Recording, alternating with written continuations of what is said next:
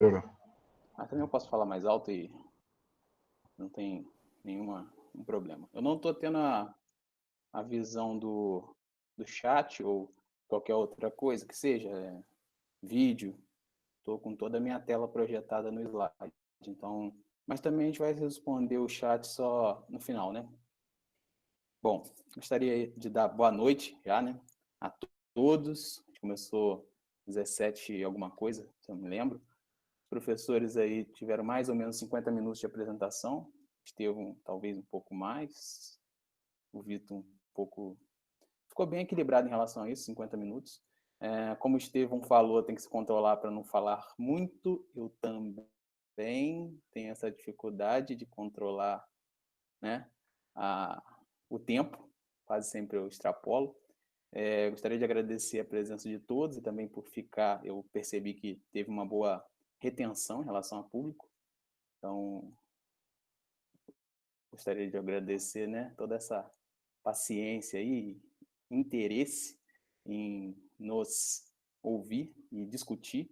E teve bastante discussão em relação no chat. E também deixo o chat disponível para qualquer tipo de questionamento, pergunta, tanto dos alunos quanto dos professores. Muito difícil agora, né? Agora vocês me deixaram vendido, né?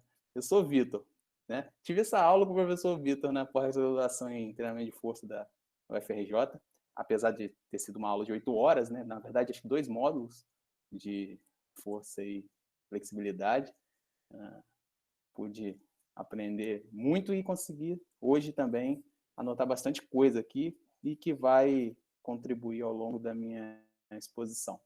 E o professor Estevão também falou bastante coisa aqui que acho que eu tenho bastante material para trabalhar além da minha apresentação. Então, vou partir desses pontos, porque, na verdade, vocês falaram de algumas intervenções que é impossível, né, distinguir, né, igual o Estevão fala, que todas as intervenções envolvem a contração e relaxamento, ou a mobilização de alguma forma do tecido muscular em geral.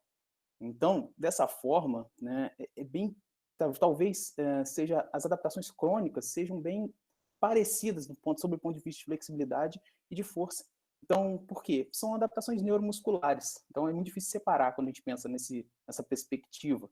Então, hoje eu vou falar de força e flexibilidade sobre a ótica do treinamento de força. Então, eu vou falar, obviamente, acho que é bem óbvio isso, como o treinamento de força aumenta a força, e depois se ele tem alguma interferência sobre a flexibilidade, né? Até porque todo mundo acho que já ouviu falar ou já escutou de alguma forma geral, né? O cara que só faz a musculação acaba ficando de uma certa forma encurtado. Mas por que, como e talvez o que as evidências mostram em relação a isso, né?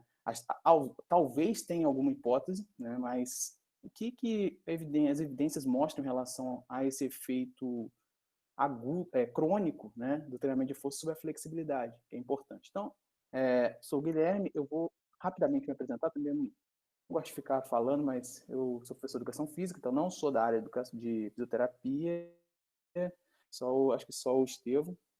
Então, realmente, o Estevão falou um negócio muito interessante que a educação física não pensa de uma forma global, né, de que toda a fáscia, por exemplo, influenciar os princípios da fáscia, por exemplo. Normalmente isso está mais incorporado no fisioterapeuta, de uma maneira geral, né? Então, eu acho que a visão realmente é diferente, não deveria ser, mas acaba sendo, na maioria das vezes. Sou formado em educação física, tenho 2 pós-graduações, então essa, inclusive, na UFRJ, o professor Vitor me deu aula. Então, muito feliz de poder compartilhar agora nesse momento. E aí, isso é muito interessante. Também fiz o mesmo mestrado que o professor Vitor e o professor Estevão. Acho que o professor Estevão também fez a especialização, musculação e treinamento de força. Também estou na mesma escola e cursando o mesmo curso, apesar de orientador diferente do Vitor, mas o mesmo orientador que me orienta o Estevão. Eu estou na turma de 2019, talvez o Estevão seja 2018 e 2020 e o Vitor 2018 ou 2017, não sei. Enfim, sou membro do grupo de pesquisa do Laboratório de Treinamento de Força, em parceria lá com a Federal de Juiz de Fora, tá? A gente conduz alguns estudos lá. Pesquisador do Laboratório de Avaliação Física e Fisiologia do Exercício aí da Estado de Sá. Então, a gente tem um laboratório em Resende, onde eu ministro algumas disciplinas. Sou docente da Estado de Sá, na graduação, em alguns cursos e em algumas unidades. Então, ministro em Resende, Volta Redonda e Angra dos Reis. Algumas disciplinas, anatomia, bioquímica, fisiologia do exercício, acho que é bem parecido com a área de aderência dos outros dois professores que vos falaram, né? Enfim, e aí, como área de pesquisa, eu tenho a linha de pesquisa que também é consolidada, tanto no mestrado quanto no doutorado, que é exercício resistido e oclusão vascular. Então, assim, eu tive um grande desafio em relação à elaboração do tema, porque eu normalmente estou falando só de oclusão vascular. Então, isso foi bom, até usar uma palavra que o professor Vitor usou inicialmente, depois o Estevão também falou, a questão da sair da zona de conforto é sempre interessante para novas adaptações, sempre.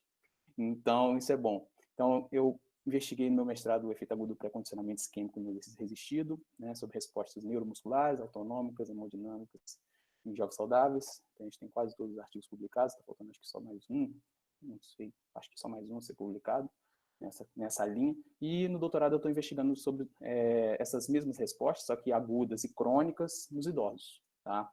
Então, idosos ativos e idosos sedentários. Então, um grande projeto que, infelizmente, paralisou por conta da pandemia, mas acho que está em andamento, está com tudo aprovado, então acho que até final do ano já vai sair bastante coisa em relação à aplicação da oclusão vascular, e nesse sentido eu aplico a oclusão vascular passivamente, né? O pré-condicionamento isquêmico, não tem exercício, é antes do exercício, e depois a gente faz alguns testes para verificar desempenho, resposta hemodinâmica, resposta autonômica, resposta metabólica, hormonal, enfim, várias respostas frente o exercício ou não, né? Normalmente aplica a oclusão vascular e verifica essas respostas. Beleza, então é nessa linha que eu estudo, mas como tem aderência em outros segmentos, como treinamento de força, hoje eu vou falar sobre, e biomecânica até, vou falar hoje sobre treinamento de força e sobre a flexibilidade e força. Bom, eu vou deixar esse estudo aqui, eu até preparei na hora que o Vitor estava falando. Ô Vitor, a gente vai publicar, talvez nesse ano ainda vai sair, tá no Proof, né? O professor Estevão também participou desse estudo, e é um estudo do efeito do pré-condicionamento isquêmico, agudo, como o aquecimento no leg press e no supino. Só que qual é o detalhe? Por que eu coloquei isso aqui agora? Eu coloquei agora. Porque, assim, você falou sobre o aquecimento, sobre o alongamento ativo, né? Então, a gente analisou, a gente comparou 5 formas, né? Então, a gente comparou aquecimento específico, a oclusão vascular antes do exercício, né? O sham, que foi um placebo, então, como eu fiquei com medo de não aquecer nada, eu fiz um aquecimento específico, eu fiz o sham e o aquecimento específico, né? Talvez seja uma limitação metodológica, mas eu fiquei com medo de não fazer nada, só fazer um placebo e seguir sem nenhuma intervenção. Aquecimento aeróbico, tá? E com 10 minutos de aquecimento, e o aquecimento com um alongamento ativo, tá? Um alongamento ativo. Isso, o alongamento ativo era com movimentos específicos, né? Então supino a gente fazia movimento com articulação do ombro, né? Abdução e adução horizontal, e no leg press eu fazia de forma unilateral a extensão e a flexão a flexão e extensão de quadril, né, unilateral, fazendo dos dois lados, um volume de 2 séries de 30 segundos, um intervalo de 1 minuto. Bom, então o aquecimento específico era 2 séries de 15 repetições, o oclusão vascular era o protocolo convencional de fazer 4 ciclos de 5 minutos de oclusão, né, foi no membro superior, né. Vale ressaltar também que o Estevão falou que a liberação miofascial causa efeitos remotos, né? Você alonga, você faz a liberação do quadríceps e melhora a amplitude do ombro. A oclusão vascular também acaba sendo e acontecendo esses efeitos à distância. Então, a gente fez no braço a aplicação, mesmo fazendo depois um leg press, e comparou o efeito do aquecimento. O aquecimento foi o quê? 3 séries, né? Com 80% de 1 RM, e verificando repetições máximas, né? Desempenho de repetições. Então, a gente observa que realmente, quando você fala de aquecimento balístico ou ativo, realmente não é observada diferença, né? Eu não quero nem falar da oclusão aqui, porque acabou tendo um maior desempenho, né? Isso é então um achado interessante. Mas eu estou querendo mostrar só a questão do aquecimento, do alongamento ativo, que você menciona, e eu fiquei interessado em mostrar para você essa questão, e mostrar para todos, e realmente não observa-se diferença significativa quando você compara com outros métodos de aquecimento. Então, isso é interessante, e até um ponto apesar de não ter estudos crônicos sobre a flexibilidade, na força a gente já observa esse resultado. E já tem alguns estudos mostrando isso. Talvez do Jefferson, do Simão, talvez. Tem uns 3 ou 4 estudos mostrando essa comparação e mostrando esse resultado sobre o alongamento dinâmico. Achei interessante te mostrar. Bom, agora voltando para só respondendo, talvez corroborando com a sua apresentação, que você fala de alongamento dinâmico, eu achei interessante mostrar essa evidência, que está no Proof, talvez já está disponível no ResearchGate, quem quiser, essa é até a página do ResearchGate, baixar o estudo, já está disponível também, é liberado, então só entrar na página lá do ResearchGate e procurar os nossos perfis que estão disponíveis, ok? Então eu me interessei muito em mostrar isso, porque eu achei interessante. Bom, mas agora vamos falar de resposta de treinamento de força sobre a força. Então, obviamente, Sale, em 1988, e talvez vocês tenham visto isso aí em vários livros de treinamento de força, uma curva, né, de progressão dos aumentos da força em relação ao tempo. Então, isso normalmente é mediado em relação a adaptações neurais, que acontecem desde o início do treinamento até um certo tempo que entra num certo platô, contribuindo para o aumento de força, e as adaptações hipertróficas ou estruturais, que, de uma certa forma, vão contribuir de forma significativa num momento posterior, né? Quando a gente fala contribuir de forma significativa, não quer dizer que antes a hipertrofia não contribua, tá? Então, a gente tem 2 fatores que interferem nos aumentos de força pelo treinamento de força. Então, assim, eu, nesse primeiro momento, vou abordar, né, de uma maneira mais resumida, até porque a gente não tem tempo, isso aqui dá uma aula de pós-graduação tranquilamente, né? A gente sabe, mas não é no nosso objetivo de hoje, adentrar, né, aprofundar. Até porque eu vou falar do treinamento de força sobre os aumentos de força e treinamento de força sobre os aumentos, reduções, né, de flexibilidade. Tentar quebrar um pouquinho o paradigma ou botar fogo no parquinho. Bom, então, assim, a gente sabe que, no princípio, em torno de 6 a 12 semanas, a gente sabe que predomina, né, os aumentos de força são predominantemente por adaptações neurais. Então, de 6 a 12 semanas, a gente tem predominantemente adaptações neurais fazendo que a força aumente, né? No momento posterior, eu tenho uma maior contribuição de forma progressiva ao longo do tempo dos aumentos ali das unidades contráteis, né, as proteínas contráteis, actina e miosina, o conteúdo, né, todo o conteúdo interno dentro do sarcoplasma, fazendo com que eu tenha, né, uma maior produção de força. Então, eu tenho 2 fatores acontecendo que de fato geram, né, aumento, né, ao longo do tempo, a força muscular com o treinamento de força. Então, é meio que óbvio, né, falar de treinamento de força sem falar de aumento de força, mas a gente tem que entender o que realmente influencia e quais são as fases. Porque é muito importante entender fases de treinamento, porque, assim, pensa no iniciante, tá? Pensa no iniciante e pensa no treinado, essas respostas. Essa curva, ela é pensando numa progressão e observando o iniciante no primeiro momento e depois a progressão desse treinamento ao longo do tempo. Mas se a gente pensar no treinado, a gente já vai ter as adaptações neurais relativamente, né, consolidadas, entretanto, né, uma aspas aí, se a gente der um estimulante novo, né, que ele nunca tenha feito, eu vou promover novas adaptações neurais, tudo bem, e eu tenho a hipertrofia muscular que também atinge um platô,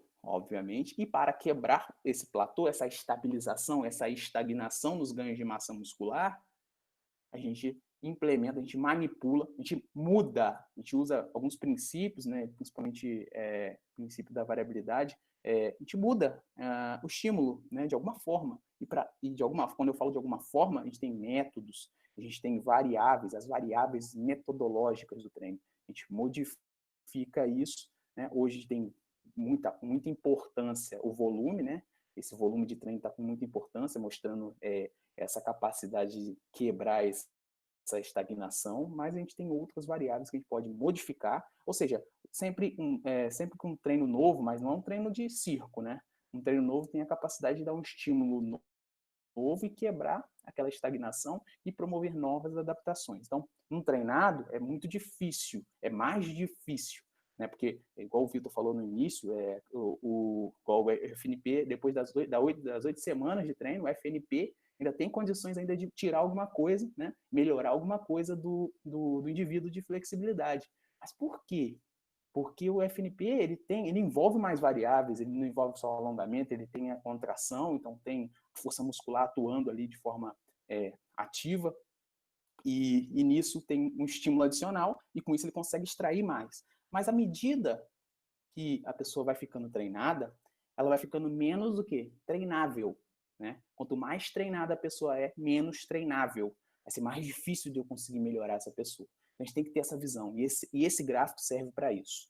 Né? Mas vamos entender o porquê que acontece isso. Eu acho que é interessante. Tá? Então, essa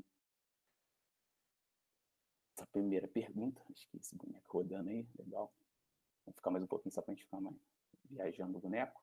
Bom, aspectos neurais. Então, o que acontece? O Vitor falou isso aí. O Vitor falou no começo, começou a pincelar dessa questão de adaptações neuromusculares, coordenação intramuscular, intermuscular, e eu acho que talvez vá falar de uma coisa que ele não falou, da retirada progressiva da atuação ali na inibição do órgão tendinoso de Golgi sobre o músculo, tá? De um destreinado, não treina, ok? E à medida que ele vai se adaptando. Então, vamos pensar. O que a gente tem? A gente tem, com essa progressão, nas primeiras semanas, nas semanas iniciais, principalmente, não exclusivamente, mas principalmente nos momentos iniciais, a força aumenta por quê? Essa é a questão. Aumento, né, na ativação de unidades motores e melhor coordenação intramuscular. Tá, mas do que e da onde? A gente tem a melhor ativação intramúsculo. Intra é dentro do músculo, então dentro das próprias unidades motoras, ok? Então tem as unidades motoras. O que é unidade motora? Não tem no slide, mas deveria, mas como é rápido e tem que ser mais breve, unidade motora é o quê? É o neurônio motor e as fibras musculares com que ele inerva. A gente tem unidades motoras de maior e menor tamanho, né? Inervando fibras musculares do tipo 1, tipo 2A e X. Ponto. Ok? Então, tem uma maior ativação intramúsculo de unidades motoras de músculos agonistas do movimento, né? Então, eu tenho também maior ativação intramúsculo neutralizador. Eu tenho uma melhor coordenação entre eles. Eu tenho uma maior ativação de intramúsculo estabilizador, né? Eu preciso estabilizar o movimento com aqueles outros músculos, né? Se eu faço em pé, eu tenho músculo estabilizando o movimento e por aí vai, né? O objetivo é detalhar essa questão.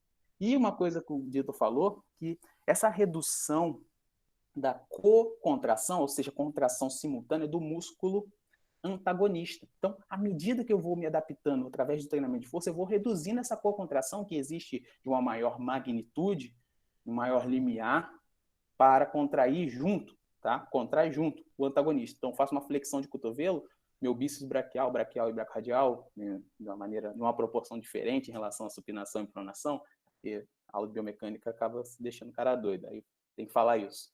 Eu tenho também uma coativação do meu tríceps braquial, né? E essa co-contração desse tríceps é cada vez menor à medida que ele vai progredindo no treinamento de força. E com isso, o Vitor bem falou, e falou perfeitamente, essa redução vai permitindo mais fácil, né? Vai facilitando a contração do agonista, e com isso eu tenho um acréscimo na força. Então, esse conjunto de adaptações que levam uma maior ativação, uma melhor coordenação intramuscular de unidades motoras, faz com que essa força aumente no período, né, inicial, assim, não exclusivamente, mas geralmente acontece mais nesse período.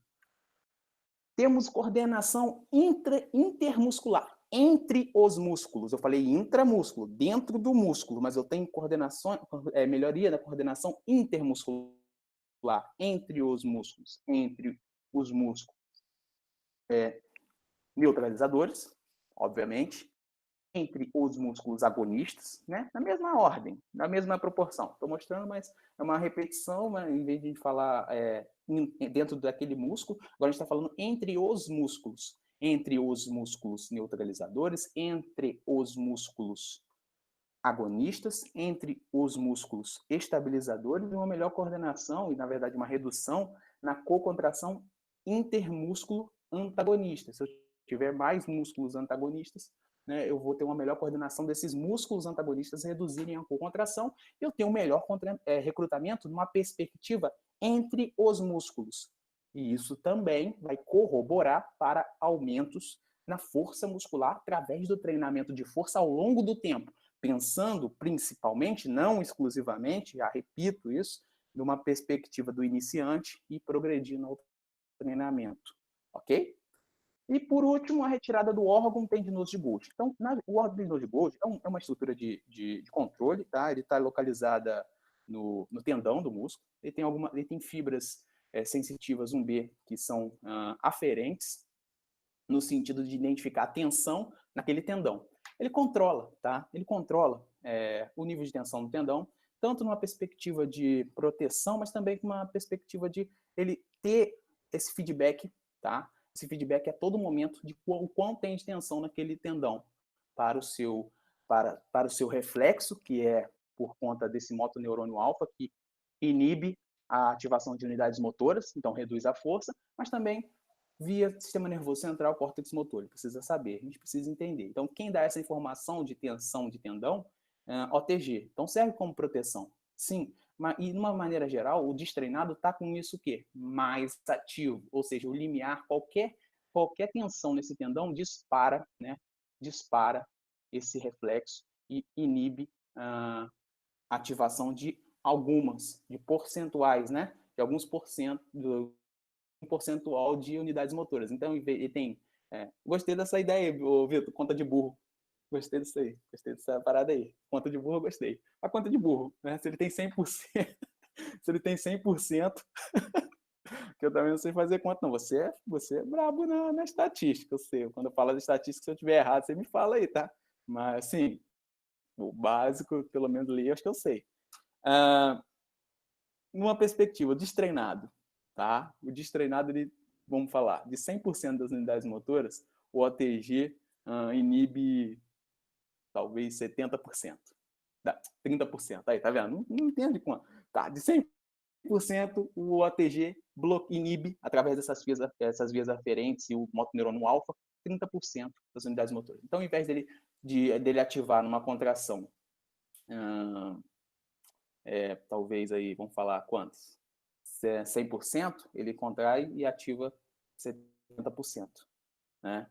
Então, à medida que eu tenho, né, uma adaptação de retirar, né, essa ação do OTG, ou seja, reduzir ou aumentar, na verdade, o Vitor fala isso na aula dele, eu lembro, aumentar o limiar para ativação do OTG, eu tenho uma possibilidade de ativar mais unidades motoras. Tá?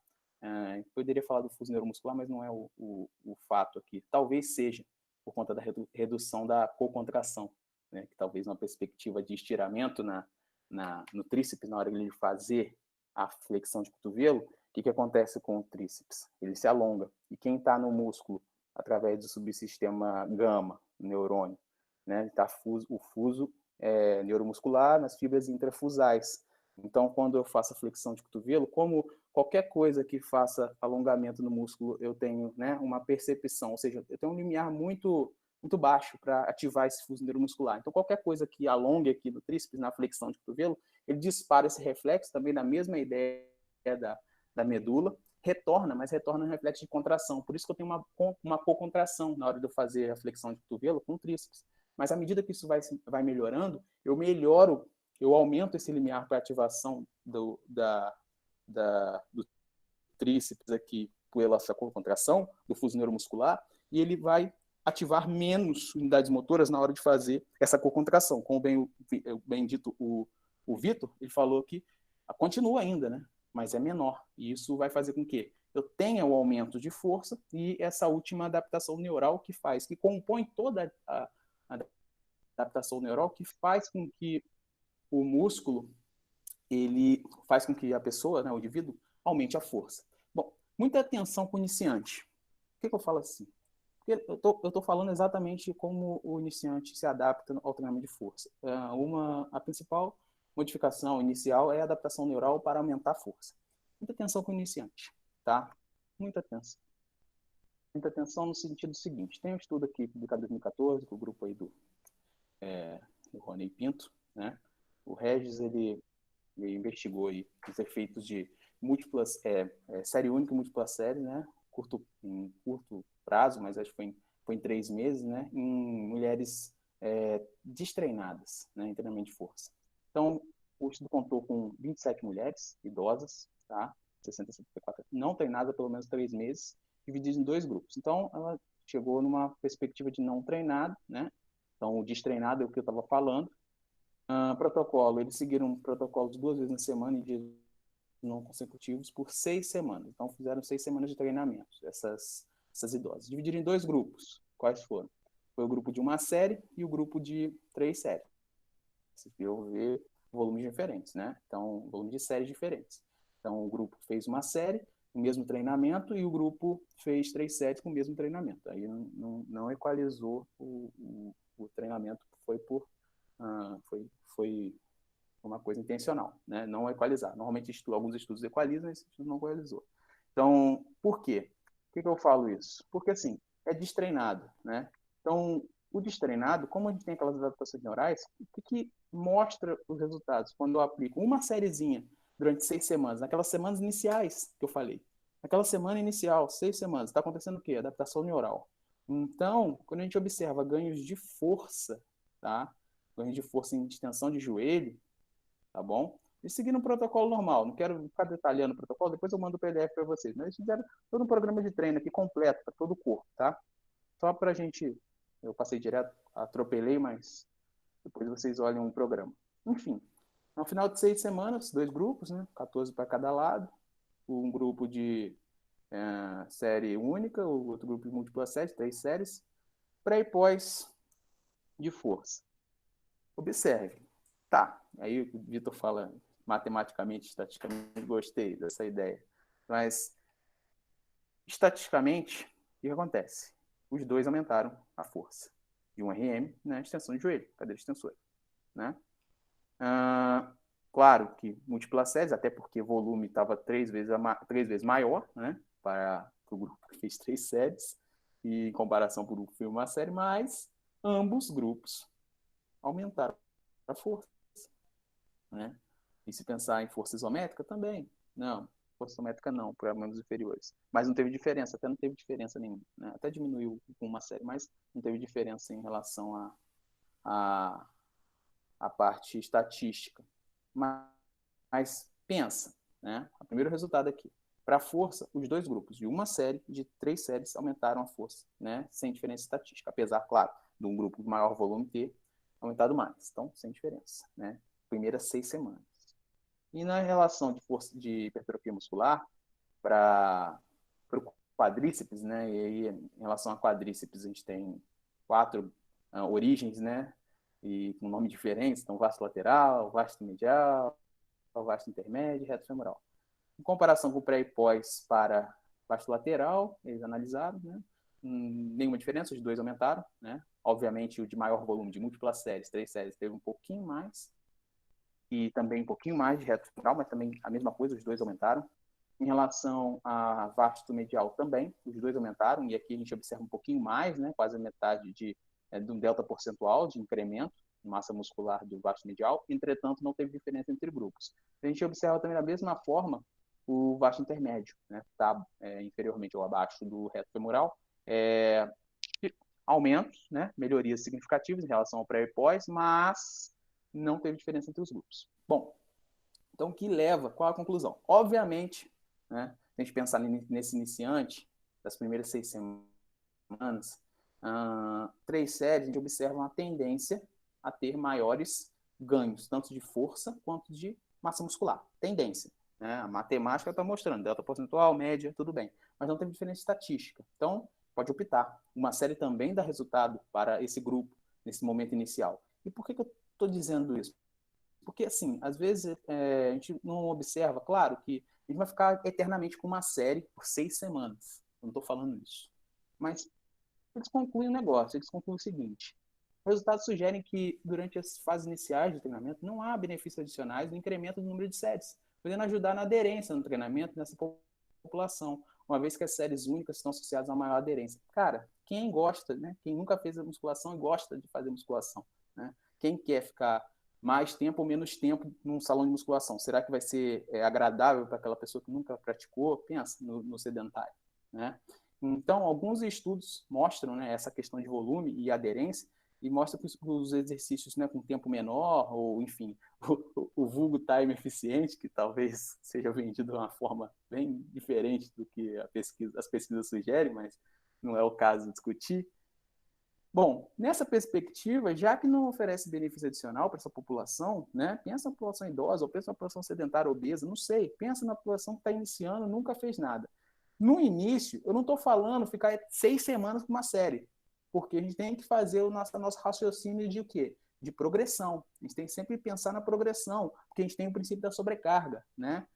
A gente tem todos os princípios para promover o quê? O estímulo, deixar, né, aquela acontecer, né? Depois do estímulo a gente tem uma queda ali, aquela queda segue o princípio da adaptação, depois vai ter uma supercompensação e depois eu aplico outro estímulo. Quando eu aplicar outro estímulo, eu vou ter alguma coisa, eu vou ter que mudar para de forma adicional, né? Eu vou adicionar alguma coisa no treino para que dê uma sobrecarga diferente, maior. Tem que mexer em alguma coisa. Será que eu preciso mexer na série? Será que eu boto um exercício a mais e já mexo na série, né? Então eu preciso quantificar isso e ter uma progressão. Mas não precisa começar com 3 de 10, pô. Eu vejo lá, o cara começa, porra, comecei a treinar. O cara mete 4 exercícios, 4, 4, nunca fez nada. 4, 4 exercícios, 3 séries para cada exercício. Olha o volume que o cara começa a treinar. Faça uma progressão e a progressão vai servir como motivação, porque como o treino vai mudar, né, a toda semana, isso motiva. E se a gente pensar no estudo do Brad, que saiu quase agora, em relação a métodos de treino, a periodização com métodos, não tem benefício adicional não, tá? Em comparação ao tradicional e a modificação através de métodos de treinamento. Mas como a motivação está envolvida com aderência, pode ser interessante. Então, assim, a gente tem que pensar nesse sentido. Então, assim, na verdade, né, nesse momento inicial, realmente, eu posso fazer uma série, né? Posso fazer uma série, posso fazer 3. Vai ter o mesmo resultado, né? Então, claro que eu não vou ficar 6 semanas ou 12 com uma série. Pensa aí. Não, eu posso iniciar com uma série e ir progredindo ao longo dessas semanas de adaptação. E lembra, o cara, eu estou falando de força por adaptação neural, a gente observar é 200% em relação ao que ele tinha no início. Ah, mas 200% é muito, não é muito? Cara, se ele pegava 10 quilos, 4 quilos, começou com 4 quilos na flexão de cotovelo, aumentou para 8, né? São o quê? Ou se pegava fazer com 2 quilos, aumentou para 4, são 100%? 2 e 4, 100%. Então, assim, como ele tinha muito menos força, o acréscimo inicial, né, o aumento inicial, como parte de um valor muito baixo, por isso que ele tem essa quantidade em delta percentual de aumento de força maior. Mas realmente ele tem um aumento de força muito grande nesse início, mas principalmente por adaptações neurais. E qual é o ponto que a hipertrofia, de fato, né, o aumento do tamanho da fibra muscular, o aumento do tamanho da fibra, né, da célula, enfim, vou definir melhor daqui a pouco, contribui para esse aumento da força. Quando?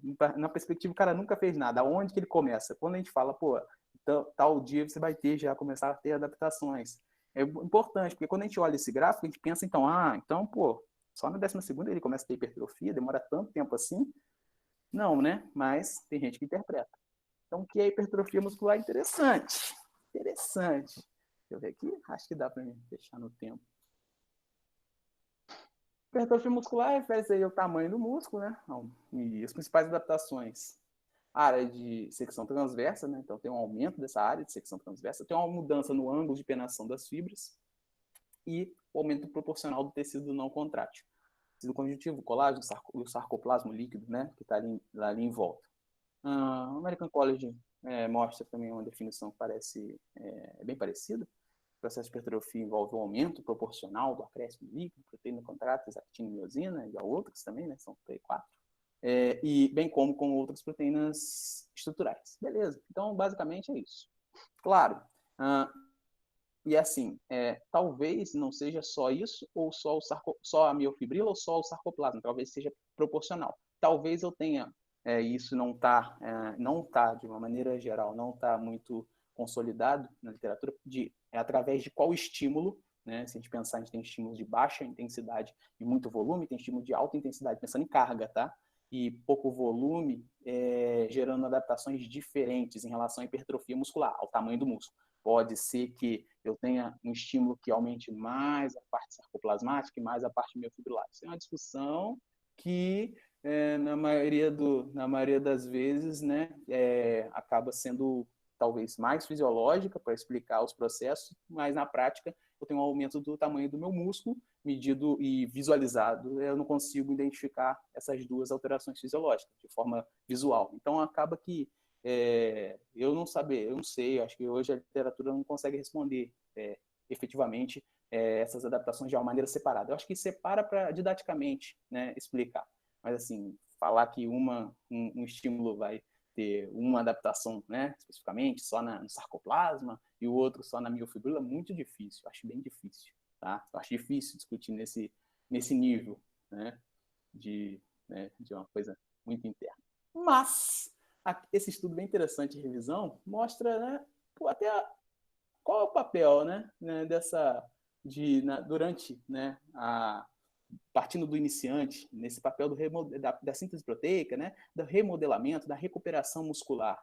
Então, em qual semana ali das 12, né, pensando assim, né, de uma maneira geral, em qual semana, a partir daquelas 12 semanas de adaptação, de fato eu tenho, né, área de secção transversa do músculo significativamente diferente em relação ao zero, né, ao destreinado. Um estudo bem interessante. Ele mostra aqui que lá na 7ª semana o cara já consegue ter diferença significativa na área, né, por fibra, né, de área de secção transversa na fibra muscular, né? Então, micrômetro aqui quadrado.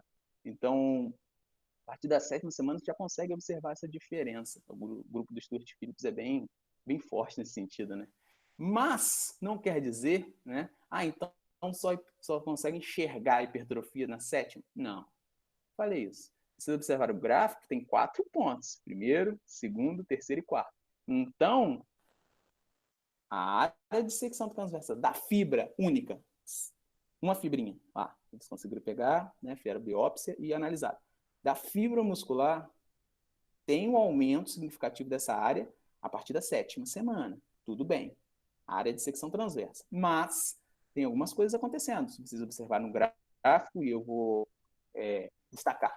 Primeiro pontinho está acontecendo aqui na primeira semana de treinamento. Então, tem os aumentos iniciais da síntese proteica. São sustentados, em parte, pela capacidade translacional elevada concomitante para apoiar o remodelamento de elementos estruturais e contráteis danificados do proteoma muscular. Então, assim que eu tenho o dano muscular, que acho que Estevão falou de relação de dano muscular e dor muscular de início tardio, e é gerado normalmente por dano muscular, e aí eu não vou separar se é dano na face, se é dano na miofibrila, se é dano na ponte, na estrutura do sarcômero, na titina, como o Vitor falou, não vou separar. Tá? Mas, à medida que a gente treina, a gente tem esses danos, e a partir do dano muscular eu tenho uma reação inflamatória. Essa reação inflamatória dispara certas cascatas, várias cascatas de sinalização que vão gerar essa transcrição, né, e a nível de RNA, que de fato vão começar a acontecer nas primeiras horas após o treinamento. Então, assim, né, depois de 12, né, depois de 7, nas primeiras horas acontece. O cara destreinado vai acontecer sim. Eu só não consigo observar de uma maneira macroscópica, mas microscópica já começa. Ponto 2. Após essa atenuação do dano muscular induzido pelo exercício, que normalmente dura em torno de 3 até 7 dias, talvez, né, dependendo do estímulo, isso atenua, né, e ocorre uma redução da contribuição da síntese proteica para o remodelamento das proteínas. Né? E isso, né, depois que eu reduzo isso, após um período de tempo, se a gente pensar ali no 3 ali, as taxas de síntese proteica são subsequentemente reguladas pelo aumento adaptativo da eficiência da tradução. Então, a gente acaba que diminui essa reação maior no início E aí vem o ponto 4 subindo ali, se a gente pensar. Tem um ponto 4 subindo. Aí o ponto 4, isso resulta em um aumento detectável no tamanho da massa e no músculo, né? O músculo esquelético, né? A massa muscular, em geral. A área de secção transversa. Então, a área de secção transversa acontece depois desses processos. Então, assim, claro que algumas semanas eu tenho alguns processos acontecendo que, de fato, vai subindo devagarzinho o tamanho da fibra, da área da fibra. Observa microscopicamente, mas de forma significativa, isso só acontece quando eu diminuo essas reações de transcrição, né? E essas reações de transcrição estão no núcleo, né? Estão nas vias lá que vocês gostam, e o Vitor deve gostar muito, né? Da parte de cateio mitóide, todas aquelas vias bioquímicas de sinalização e hipertrofia, e de vários pontos, né? Em relação à sinalização hormonal, à mecanotransdução, né? E a cada estímulo acontece um negócio novo desse, né? A gente precisa saber. Cada treino acontece um desse, né? Então a gente tem que saber respeitar também o tempo de intervalo entre um treino e outro para saber que isso tem que, de uma certa forma, se recuperar. E se a gente observar, de fato, né? Essa é uma revisão bem interessante de músculo, né? Da adaptação muscular. Ela é interessante, publicada em 2013, e mostra realmente. Então, assim, imediatamente eu tenho que a síntese proteica acontecendo, ou seja, a transcrição do RNA e a síntese proteica acontecendo. Então, durante horas, durante alguns dias, né? E isso é muito mais expressivo. Só que isso aqui a gente não consegue ver, não, né? Não consegue ver. De fato, para eu conseguir ter, né, um aumento tanto enzimático quanto do conteúdo de proteína dentro daquela fibra e faça com que ela aumente, né, em algumas semanas. É o efeito crônico do exercício. Mas o efeito agudo do exercício a gente tem que considerar. Então, tem coisas acontecendo no músculo, né, que vão fazer com que a performance de fato aumente, que em semanas é o que a gente observa, depois de algumas semanas que eu tenho aumento da força, né? Não é no início não tem como, mas não quer dizer que adaptações hipertróficas não estão acontecendo, estão sim, tá? Não vou mais entrar a fundo, senão vou ficar remoendo isso aqui e vai gastar muito tempo. Em relação, né, ao treinamento, a gente tem alguns posicionamentos oficiais, apesar desses posicionamentos, né, terem, de uma forma geral, sendo publicado, foi no último ano publicado, né, 2009, então a gente tem um certo tempo, tem uma grande lacuna aí em relação à última publicação do Colégio Americano de Medicina do Esporte, em relação ao treinamento de força, né, e aí quando eu falo em recomendação de treinamento de força, eu não falo só para força máxima, força que a gente está falando, mas também para hipertrofia, para resistência muscular e para potência muscular. Então, o último posicionamento foi em 2009, depois eles fizeram uma atualização, mas aí, de uma maneira geral, tem até para flexibilidade, se a gente pensar, a gente discutiu aqui, mas o último foi em 2009. E, de uma maneira geral, eles recomendam para aumento de força, né, o treinamento de força tradicional, não tem como para onde fugir, para aumentar a força muscular, normalmente a aplicação de cargas a 70 ou mais, né, de 1 RM, então é um range, né, de repetição de 6 a 12 RMs, né, se pensar numa pessoa já com nível de treinamento moderado, qualquer coisa que eu fizer com iniciante, eu vou melhorar a força dele, a gente sabe. E por isso que a gente tem que ter atenção com o iniciante, por isso que eu falei. Mas o cara que já começa a ter nível moderado de condicionamento para avançado, eu tenho que tentar, de uma certa forma, direcionar esse treinamento. Então, isso aqui é a recomendação básica de treinamento de força tradicional para força e hipertrofia. Pelo posicionamento. Apesar de aí pessoas já leram vários estudos de 2010 para lá, eles viram, vocês vão ver e observam que a literatura atualizou com novos métodos, com novas intervenções, principalmente na ótica da hipertrofia muscular. Mas na força, a gente precisa de carga, tá? Para a força muscular é importante carga, que é a intensidade. Normalmente, para o treino de força, a intensidade, se refere à intensidade. E aí a gente pensa nesse básico, né, de 6 a 12 repetições, intervalos de 1 a 3 minutos, alternar por segmento, múltiplas séries. Por quê? Para o treinado eu preciso de múltiplas séries. Para o iniciante eu falei que a gente precisava de uma, e não estava diferença para 3. Mas, para o treinado, obviamente, eu vou precisar utilizar mais volume. E com isso eu vou ter que usar múltiplas séries. Mais de uma série no cada exercício, para o grupamento, tá? Esse estudo é bem interessante no sentido de observar exatamente o que eu estava falando.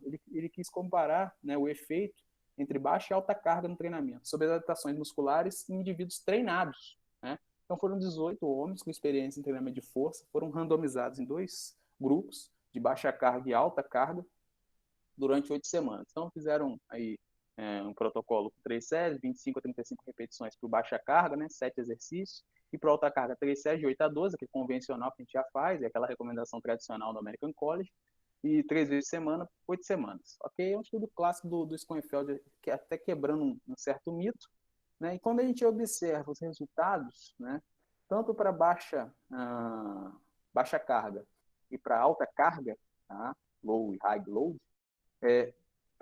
para hipertrofia muscular, a gente pensa esses três variáveis aqui da tabela. Flexão, flexores de cotovelo, extensores e quadríceps. Tá? São 3 músculos aqui basicamente analisados. Bíceps, tríceps e quadríceps. Beleza. Então, do cara que fez baixa carga. Então, eles tiveram, né, hipertrofia significativa, tiveram hipertrofia significativa nos 3, né? Então, se observar aqui, vocês visualizam que teve hipertrofia significativa nos 3 músculos. Mesma coisa aconteceu com o de alta carga, tudo bem? Sem diferença entre eles. Ok. E agora a força? A força foi medida o seguinte, um RM de supino e um RM de back squat, agachamento, por trás. E aí, o que eles viram aqui? É interessante que dá até para fazer uma rápida observação, mas ainda bem não deu diferença entre os grupos, não precisa discutir tanto. Mas para o RM e para o supino, o baixa carga aumentou, mas não teve diferença, né? E não teve acréscimo em força, né? O de baixa carga. O de alta carga saiu de 101 para 108, com diferença significativa. Tá? E o back squat, mesmo de baixa carga, teve aumento. Isso aqui não é muito difícil de entender, né? Na prática, né? 18 homens, né? Aí vai fazer o teste de URM no back squat, no agachamento. Aí treina 8 semanas de agachamento. Mesmo baixa carga, o cara aumentou, né? Por que será? Será porque ele pula todos os treinos de perna e quando ele treinou certinho no estudo, ele melhorou mesmo com baixa carga? Então ele era quase um destreinado em membros inferiores, né? Mas isso aqui acabou estragando os dados do Schoenfeld. Mas tudo bem. Então, se a gente observar em alta carga, obviamente, teve um aumento bem expressivo em relação ao de baixa carga, mesmo que não tenha tido diferença entre os grupos. E quando a gente observa 50% da quilagem do supino, eles fizeram um teste de resistência e viram um volume total. Então, o volume total, olha só, de 1.282 foi para 1.496 quilos, de baixa intensidade, baixa carga, e muitas repetições, de 25 a 35 repetições. Então, se a gente observar, o aumento de resistência muscular foi muito mais expressivo no de baixa carga, em comparação com o de alta carga. Então, obviamente, qual é a conclusão?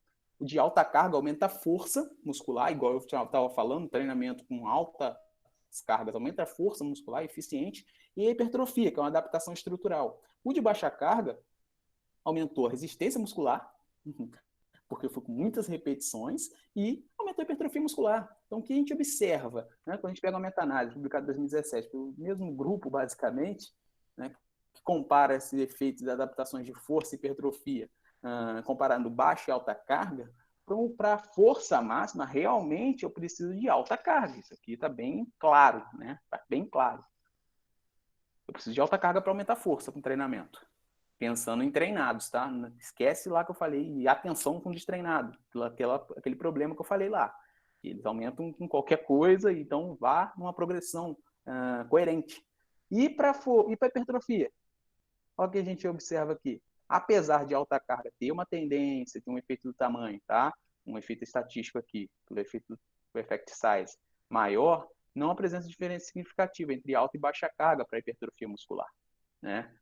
Então, para hipertrofia, realmente, as evidências mostram que tanto alto quanto baixa carga, né, altas repetições ou baixas repetições, eu tenho hipertrofia.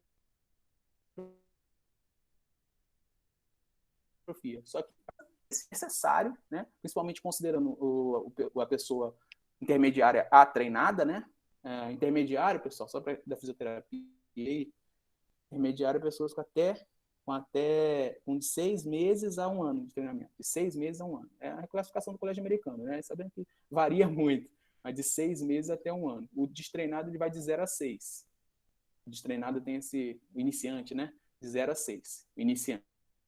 Aí intermediário de 6 a 1 ano e o avançado com mais de 1 ano de treinamento. Então, pensando do intermediário para o avançado, eu tenho a necessidade de implementar cargas para eu ter aumentos de força. Para hipertrofia, não. Eu posso trabalhar tanto com alta repetição quanto com baixa repetição, alta ou baixa carga, obviamente eu tenho ganhos de hipertrofia.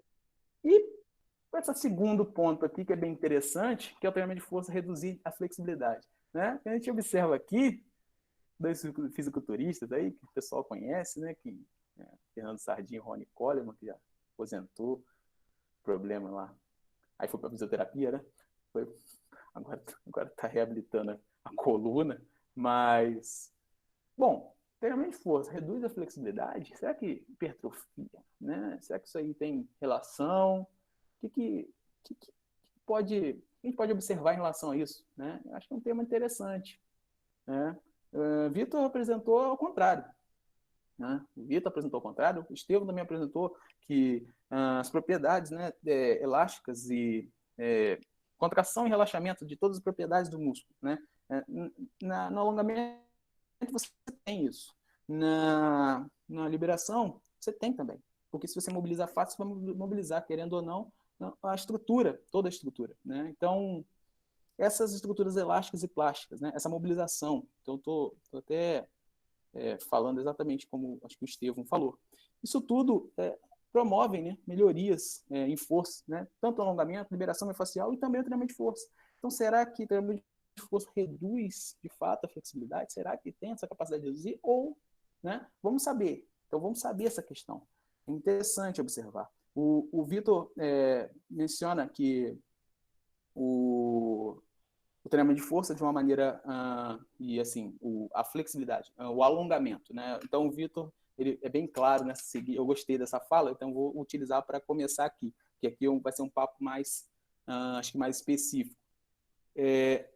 O método de alongamento, o método alongamento, né?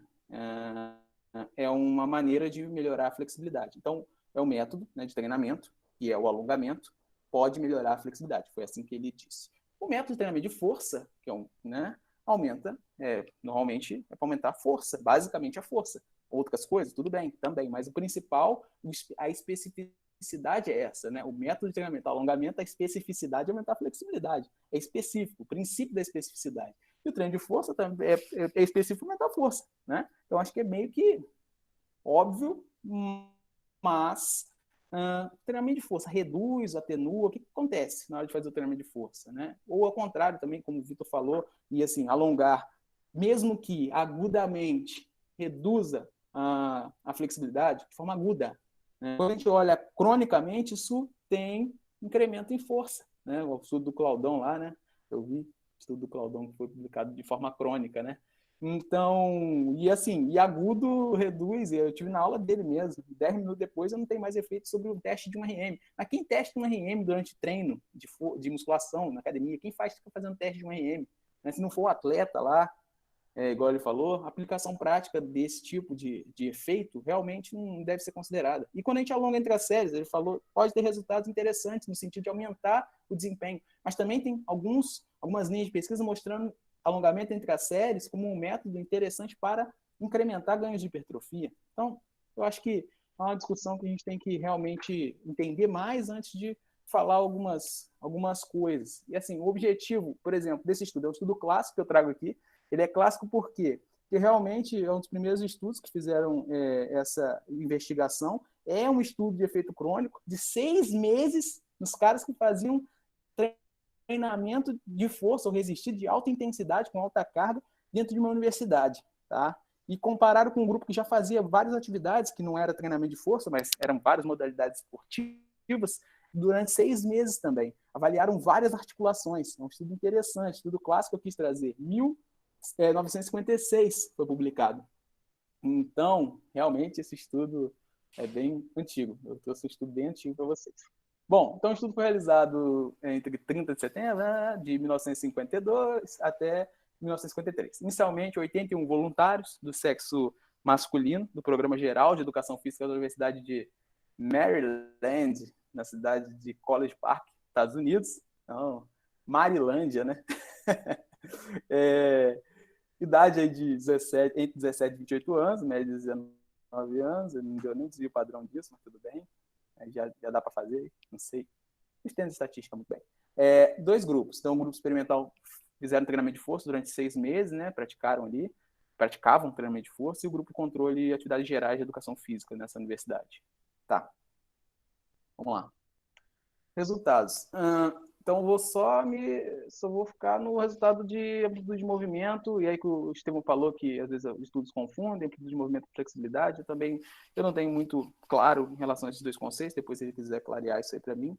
Mas, bom, eles avaliaram essa amplitude através de testes de flexibilidade em algumas articulações. Flexor, extensor na extensão de cotovelo, na parte de quadril, né, toda extensão e flexão, e na parte de ombro.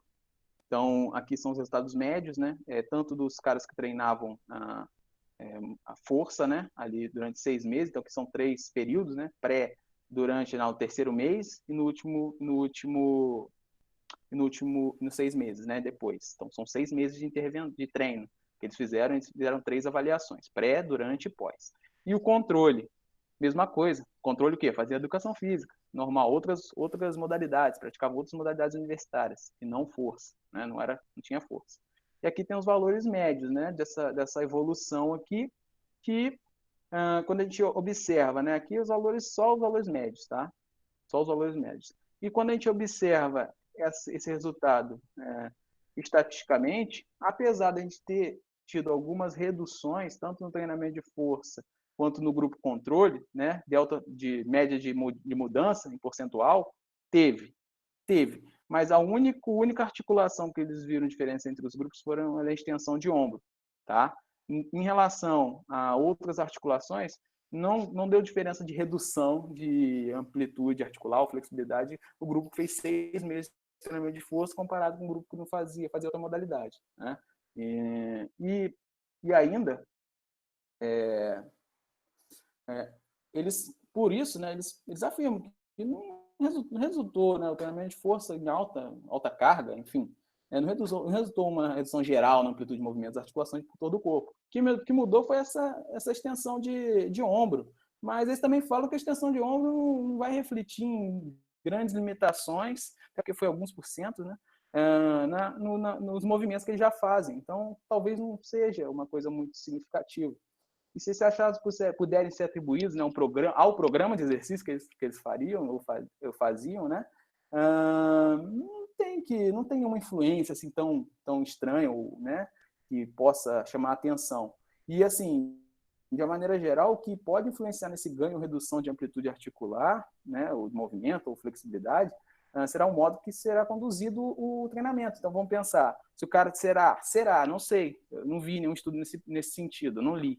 Não sei se tem, talvez o Vitor ou o Estevão puder ajudar depois. Não sei se tem nesse sentido, o cara fazer. Então, saiu alguns estudos recentes sobre amplitude parcial e hipertrofia, né, comparando com amplitude total, sobre alguns músculos, né, tríceps e bíceps e quadríceps, se eu não me engano. Então, os estudos comparam, né, as duas amplitudes de movimento a longo prazo, tanto curto, movimento parcial, movimento completo, tem a capacidade de gerar hipertrofia muscular e força.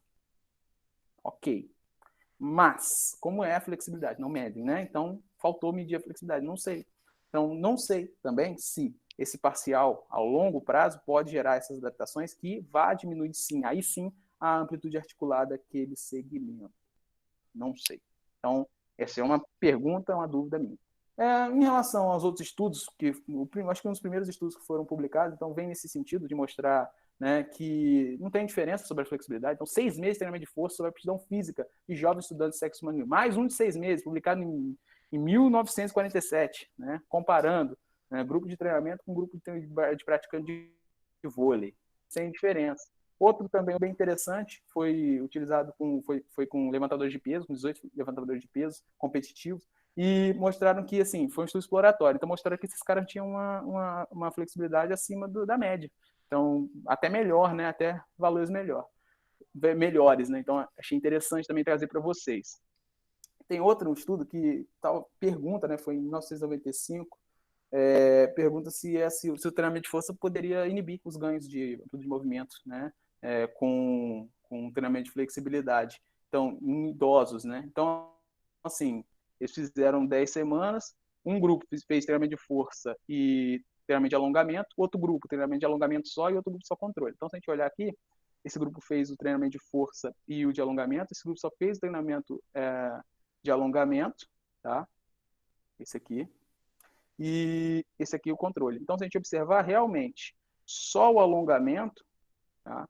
Só o alongamento gerou ganhos, né, significativos de amplitude de movimento em comparação ao que combinou e ao controle. Entretanto, o que combinou o treinamento de força e o de alongamento teve ganho significativo no pré e pós. Então, não pode ser que tenha reduzido. E eu não fiz a leitura muito aprofundada desse estudo, eu não sei se eles equalizaram esse volume aqui.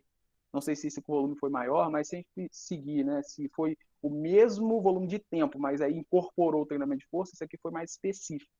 Então, assim, esse aqui vai no sentido da especificidade, né? Então, esse aqui teve um maior, o pessoal fez alongamento. Esse aqui que fez alongamento treinamento de força teve o ganho, mas foi menor. Mas não reduziu. O que eu quero mostrar aqui é que não reduz, né? Não reduz. Ele teve ganho, né? Ele teve ganho. Então, assim, é interessante mostrar que não reduz flexibilidade, né? Eu continuo tendo ganho de flexibilidade treinando força, né? E quando você compara, né, os ganhos aqui, na abdução de 127 para 133, no grupo que combina, no grupo que de fato só faz o alongamento, de 133 para 153.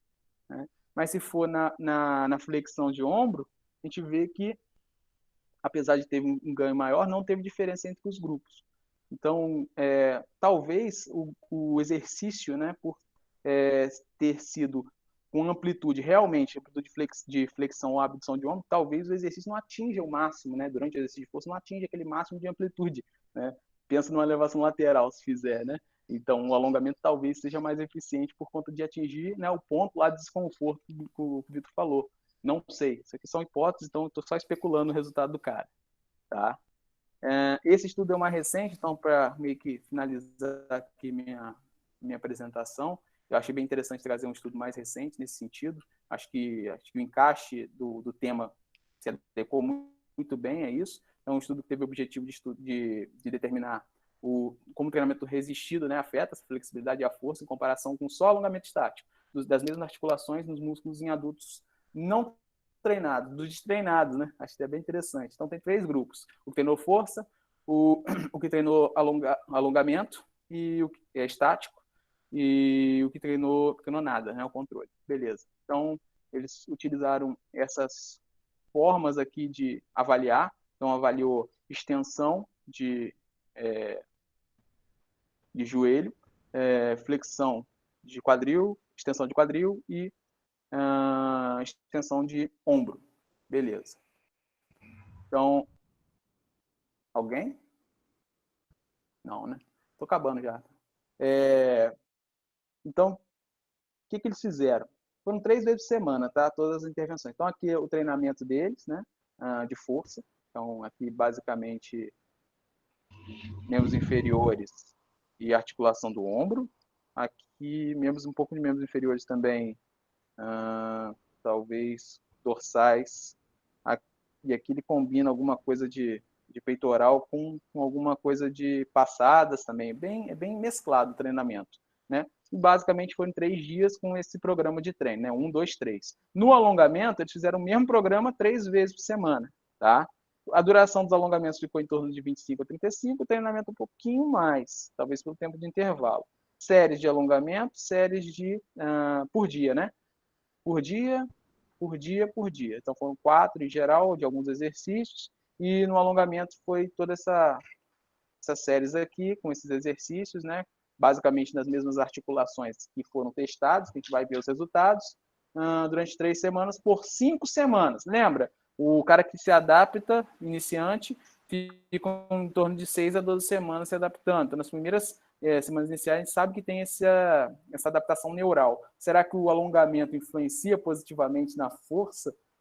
E da mesma forma que o treinamento de força influencia positivamente na flexibilidade desses destreinados? Então, assim, a gente olha flexibilidade, vamos ver o resultado de flexibilidade. Então, quando a gente observa isso, a flexibilidade de posteriores, né, de coxa, isquiotibiais. Então, tanto para o RT, que é o treinamento de força, para o alongamento estático, eu tive diferença significativa, né? Eu tive diferença significativa. Então, os dois tiveram capacidade de ter essa modificação. Só que, tá, é isso. Para flexão de quadril, os dois também tiveram mudanças, né? Alterações, melhorias significativas, sem diferença entre os grupos. E para extensão de quadril também, nesse sentido, tá? Então não vou ficar detalhando dados aqui, senão a gente fica até amanhã aqui falando. Para ombro, né? Para extensão de ombro, não tive diferença significativa, tá? Então, para essas três articulações que a gente observa aqui, a gente teve melhorias na flexibilidade, né? Então, sem diferença. Então, ambos os estratégias, tanto só o treinamento de força ou só alongamento, eu tive melhorias na flexibilidade, né? As duas intervenções eu tive melhoria na flexibilidade em comparação ao controle. E na parte de força, realmente, eu tive diferença significativa só no grupo de treino de força. Isso já mostra aqui. Mas mesmo assim, né, e aqui talvez seja bem variável, né? Aqui não teve nada, mas se a gente observar só no pico de extensão, né?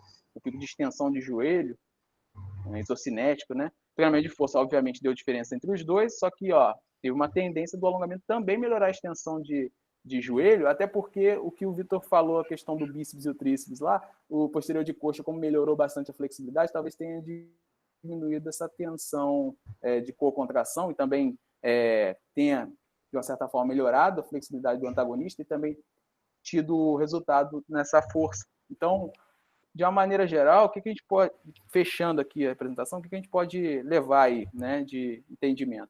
Treinamento de força promove aumentos de força por dois fatores, neural e estruturais, ok? É importante considerar o nível de condicionamento, porque aqueles resultados que eu falei agora no final, esse agora, é em destreinados. Então, em destreinados, eu treinar força, só treinar força ou só treinar flexibilidade, eu melhoro a flexibilidade.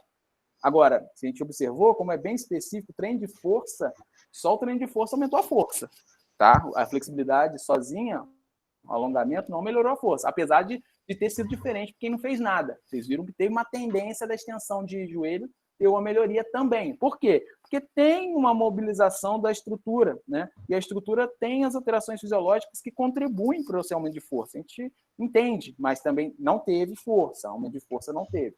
O aumento de força foi só gerado pelo treinamento de força. Mas em nível de flexibilidade, ao invés do treinamento de força reduzir, não, ele melhora, né? Principalmente nesses iniciantes. Mas talvez no treinado isso precisa de uma maior especificidade. Aí volta o que o Vitor falou, métodos de alongamento é específico para aumentar a flexibilidade. Aí eu posso utilizar isso de uma maneira mais específica para continuar tendo ganho de flexibilidade, e não só o treinamento de força, incluir isso na sessão ou ao longo do programa de treinamento.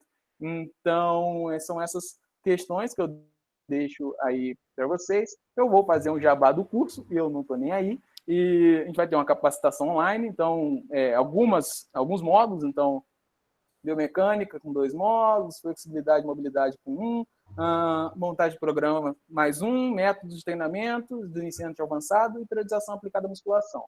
Primeiro curso, módulo eu vou ministrar e vai acontecer dia 16, tem inscrição aberta, R$50 de investimento. Quem quiser mais informações, entre em contato comigo no Instagram mesmo, pode me seguir sem problemas, aqui está meu contato, muito obrigado. E, Estevão, vou fazer só um negocinho aqui, botar só um negocinho aqui, rapidinho. É porque eu fiquei ansioso de mostrar aqui o que você Claro, explicou. vontade, mano. Presta atenção aqui. Explica aí. Não vou explicar, não sei, você explica. Espera aí. Vou botar aqui, aberto aqui, Pera aí, fala aí. Aqui, a face, a rota, uma das rotas aí que você falou, deu exemplo aí, ó. Exato. Cara, hoje a gente tem um entendimento de uma nomenclatura de trios anatômicos ou de meridianos faciais, enfim, vários autores chamam de outras formas. Que é justamente essa transmissão de força que eu venho falando, né, cara? Esse Muscle and Motion, ele é baseado nos trios anatômicos, né? E ele vem exemplificando exatamente o que eu falei, galera, tá vendo? Os movimentos, eles são através de conexões de força. Se você observar, os movimentos humanos, sejam eles gestos esportivos ou não, tendem a ser trabalhados num plano oblíquo ou num plano diagonal, tá? Então isso que é interessante, tá vendo? O adutor longo tem interligação com o meu core training, tem interligação com o meu serraste, tem interligação com os meus músculos posteriores do dorso, com o tríceps e por aí vai. Então isso que é interessante a gente olhar. Beleza, ótimo. É porque eu estava ansioso para mostrar isso aqui. Beleza, chega. Tem pergunta aí? Caraca, 32. Não, né? Não tem não, né? Tem pergunta não, né? Você responder não, cara. Tem Pera aí. pergunta aí sim, dá uma olhadinha pra galera. Tá, eu vou só subir um pouquinho. Vou parar a apresentação aqui, vou olhar o chat e leio. É mais fácil. Perfeito. Tá. Professor, ainda confundo muito trabalho de força com hipertrofia. Acho que esse é primeiro, né, Fabiano? Né? Isso, ele mesmo. Rapidamente eu vou responder. Então, Fabiano Gomes, professor, ainda confundo muito trabalho de força com hipertrofia. A minha pergunta é, se posso trabalhar força usando trabalhos isométricos? Pode trabalhar. Pensei que... Tá. Ó, isometria, vamos lá. Isometria também tem capacidade de gerar hipertrofia, tá?